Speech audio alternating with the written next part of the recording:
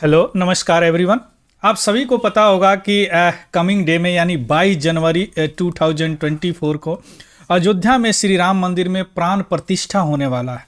तो एक्चुअली यह प्राण प्रतिष्ठा या समारोह क्या होता है और इसमें क्या क्या ऐसे परफॉर्मेंस होते हैं, क्या क्या किए जाते हैं, कौन कौन से रीति रिवाज है। चूँकि ये सारी चीज़ वेद और पुराण से लिया गया है और हमारा कल्चर इसके बिना अधूरा है। चूँकि लगभग 496 साल के बाद, यानी ऐसा माना जाता है कि 1528 ईस्वी में मीर बाकी ने वहाँ पे एक राम मंदिर था, उसको तोड़ के मस्जिद बनाया।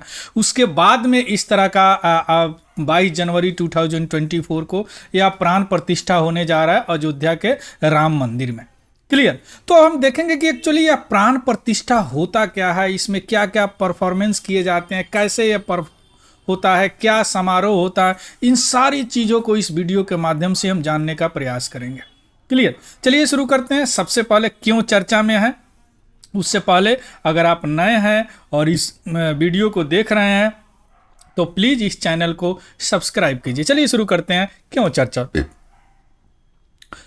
प्राण प्रतिष्ठा का जो दिन है अभी नियर आ रहा है और प्राण प्रतिष्ठा जो समारोह होता है वह 22 जनवरी, आप सभी को पता होगा, 22 जनवरी 2024 को होगा। उसके साथ बहुत सारे रीति रिवाज भी साथ में होंगे जो शुरू हो रहे हैं 16 जनवरी 2024 से। आज क्या है, आज 10 जनवरी 2024 है।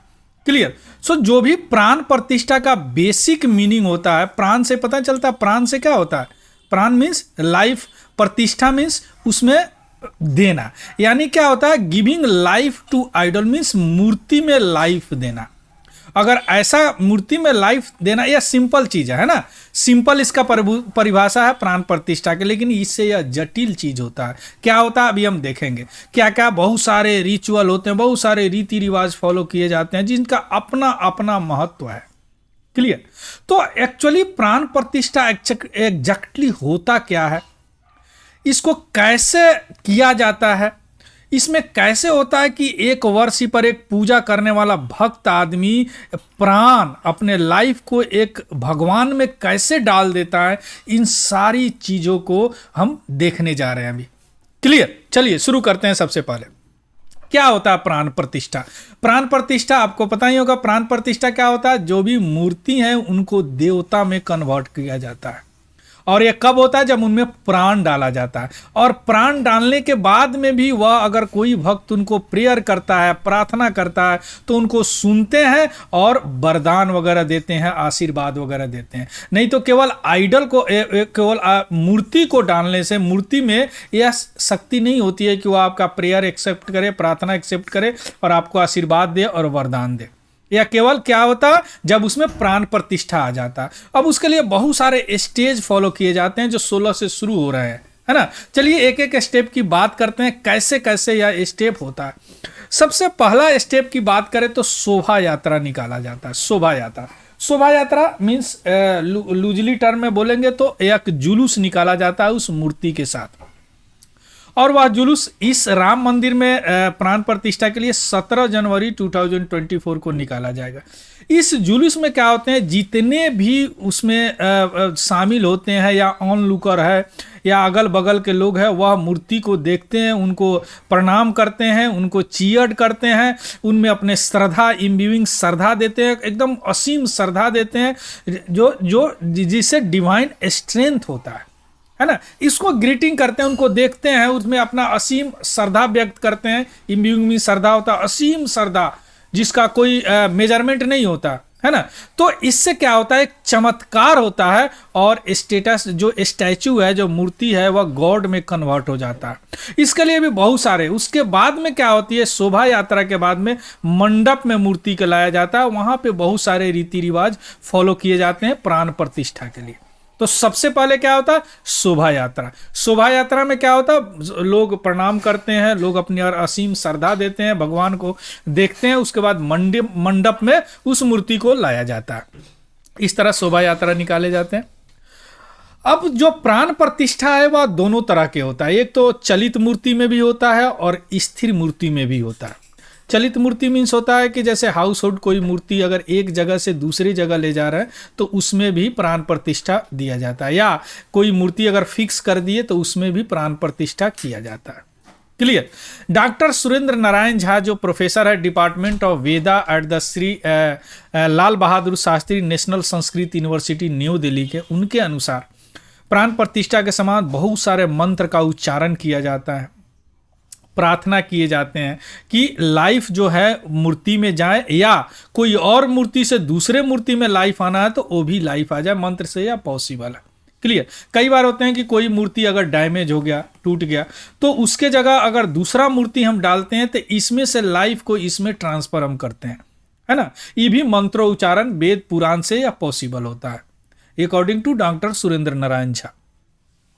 अब उसके बाद में शोभा यात्रा के बाद में होता है अधिवास। अधिवास में क्या होता है कि जो भी मूर्ति है प्राण प्रतिष्ठा के लिए शोभा यात्रा से आने के बाद मंडप पे रखने के बाद उनको मल्टीपल बहुत सारे अधिवास से गुजरने पड़ते हैं, है ना। अधिवास के मतलब होता है कि मूर्ति को बहुत तरह के मटेरियल में डुबोया जाता है। जैसे मूर्ति को अगर पानी में डुबाया जाता है तो उसको जलाधिवास बोलते हैं। मूर्ति को अगर अन्न में ग्रेन में डुबाया जाता है उसको क्या बोलते हैं, धन्याधिवास बोलते हैं, है ना। अधिवास, धन्याधिवास।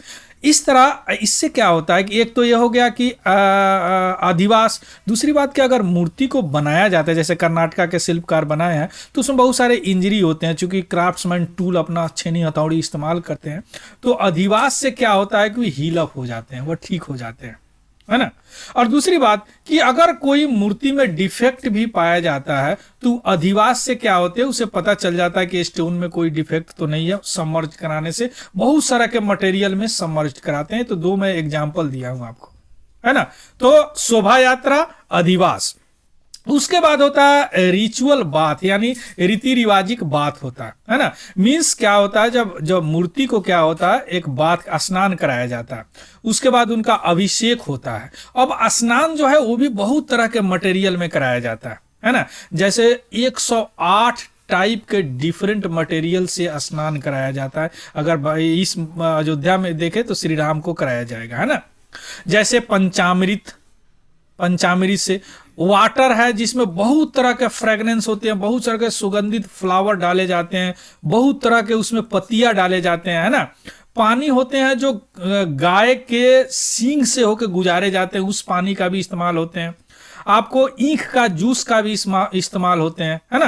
ये सारी चीज रिचुअल बात करने के बाद, अधिवास के बाद बात करने के बाद तब आता है नेत्रोमिलन। नेत्रोमिलन मीन्स उस देवता का आंख खोले जाते हैं, यानी राम का आंख खोले जाएंगे। अब जब नेत्रोमिलन आती है तो नेत्रोमिलन में क्या होती है, रिचुअल बात तो करा लिया हम लोगों ने, उसके बाद में बहुत सारे मंत्र का उच्चारण किया जाता है। वेद के मंत्र में बहुत सारे गॉड को बुलाया जाता है, क्योंकि उसमें उस देवता को प्राण प्रतिष्ठा देने हैं। जो सब अंग के अलग अलग देवता वहां पहुंचते हैं। जैसे आई के लिए सूर्य देवता का स्मरण किया जाता है, कान के लिए वायु देवता का स्मरण किया जाता है, माइंड के लिए चंद्र देवता का स्मरण किया जाता है। इस तरह बहुत सारे देवताओं को वेरियस पार्ट के लिए वहां पे स्मरण किया जाता है।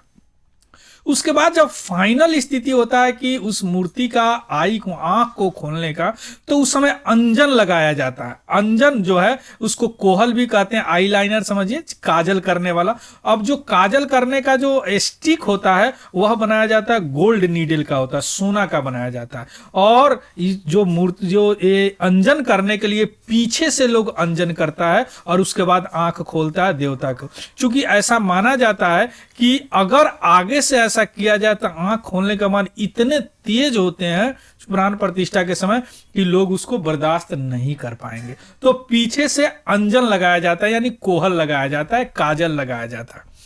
अब ऐसा माना जाता था कि जो अंजन लगाया जाता है वह पहले जो होता था काकुड पहाड़ से मंगाया जाता है, माउंटेन पर्वत से मंगाया जाता था। वहां पे ब्लैक स्टोन पाए जाते हैं। उस ब्लैक स्टोन को घसने के बाद, रब्ड करने के बाद यह ब्लैक पाउडर बनता था और उससे यह सेरेमनी किया जाता था। लेकिन अभी क्या है, जो काकुड माउंटेन है यह अभी चाइना में है, तो यह पॉसिबल नहीं है। तो इसे राम मंदिर के लिए क्या घी और हनी से उनका रंजन किया जाएगा, यानी काजल किया जाएगा। क्लियर। सो अंजन किया जाएगा घी और हनी से।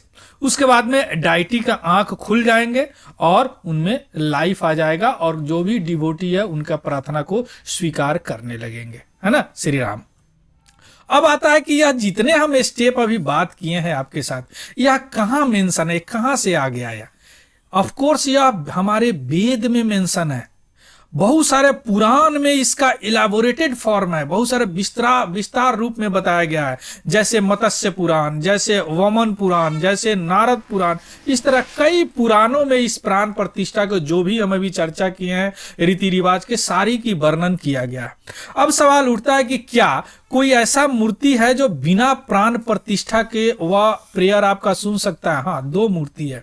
अगर शालिग्राम आपको मिलता है गंडकी रिवर में और नर्मदेश्वर में, या शिवलिंग आपको मिलता है नर्मदा रिवर में, तो उसमें प्राण प्रतिष्ठा की जरूरी नहीं है, वह एकदम लिविंग गॉड होते हैं। दो याद, शालिग्राम ठाकुर जी, शालिग्राम और शिवलिंग होता है। अब सवाल उठता है कि क्या प्राण प्रतिष्ठा की कोई मंदिर अगर इनकम्प्लीट हो, पूरी तरह नहीं बना है, तो किया जा सकता है? हाँ, प्राण प्रतिष्ठा किया जा सकता है। बस क्या होना चाहिए कि गर्भगृह, जिसको सैंक्टम सैक्ट्रम बोलते हैं, जिसमें देवी देवता रहते हैं, उनको रेडी होना चाहिए, क्योंकि वहां पे बैठा दिया जाएगा, प्राण प्रतिष्ठा कर दिया जाएगा, उसके बाद में अपना मंदिर बनता रहेगा।